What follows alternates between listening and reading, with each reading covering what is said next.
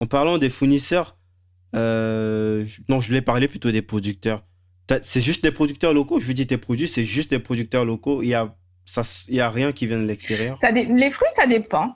Enfin, moi, j'estime qu'on est dans une zone CEMAC.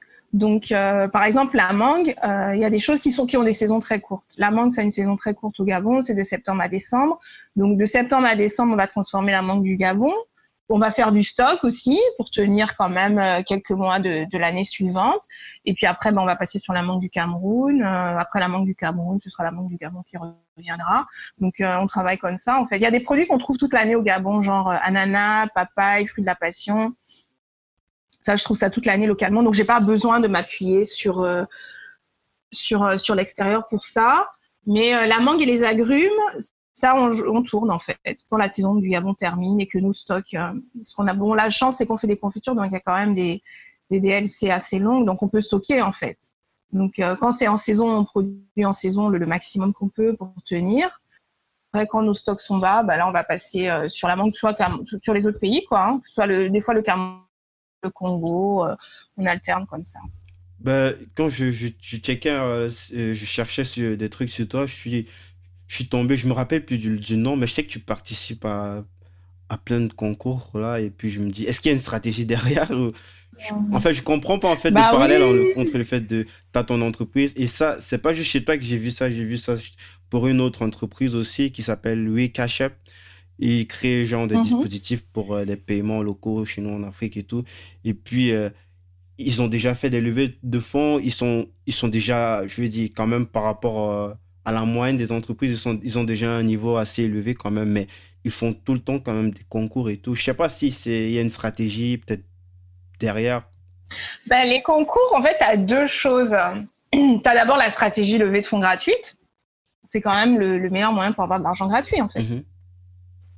les concours. Mais ça, c'est quand tu Parce gagnes. que, oui, quand tu Ouais. gagnes. Mais le pourcentage de gagner à chaque fois. Nous, on a gagné souvent.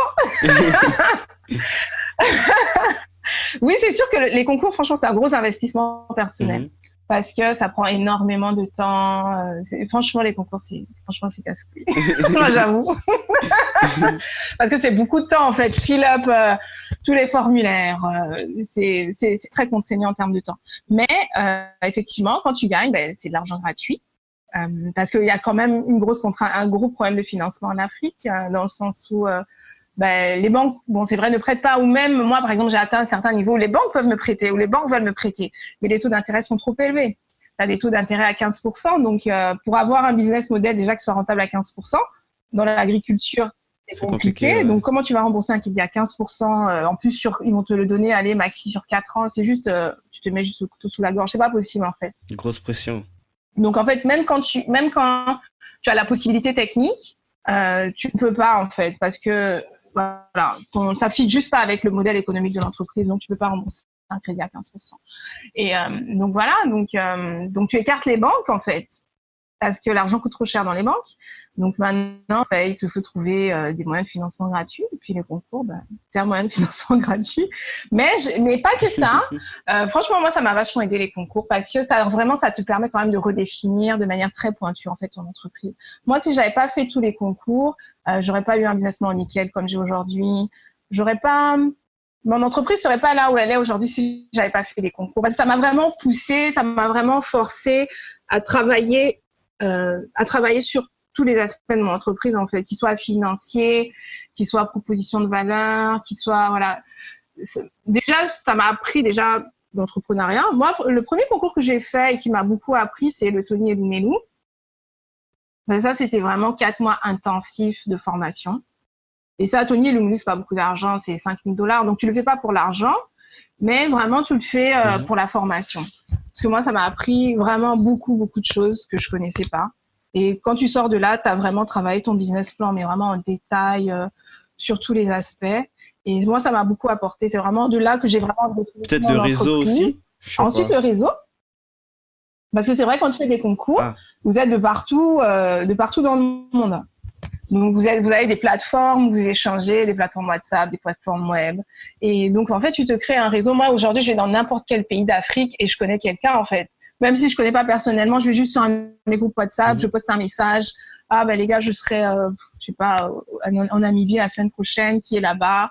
J'ai des gens qui vont me répondre. Donc, quand j'arrive localement, j'ai déjà un réseau qui est là. Si je cherche des trucs, ils vont m'orienter. Je vais toujours chercher des gens dans l'agribusiness forcément. Donc, je vais aller les rencontrer, on va discuter, on va échanger, qu'est-ce que vous faites, etc.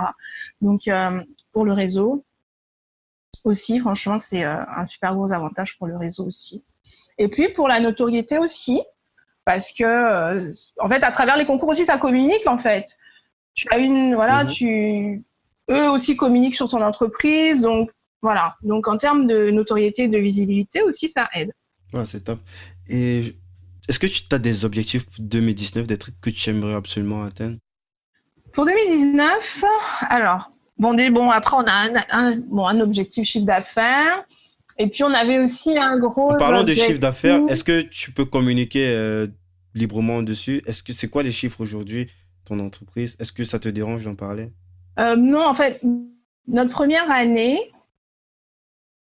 vraie première année, c'était 2017. Donc, en 2017, on avait 60 millions de chiffre d'affaires. On avait planifié, on avait fixé comme objectif une progression à 20%. Donc là, on vient de clôturer le bilan 2018. Donc 2018, on est à 85 millions. Donc ouais, on est content. Donc on a. Pour donner une autre idée pour ceux qui sont à l'extérieur, c'est environ quelque chose comme 120, 130 000 euros. La première environ. année, c'était un peu moins de 100 000, 90 000, 90, 95 000. Et puis, Mais c'est plutôt intéressant. Et j'imagine que ça doit être un truc qui, par rapport aux nouveaux objectifs, qui va forcément être en grande partie réinvesti dans la structure. Ouais. Quoi. On investit tout.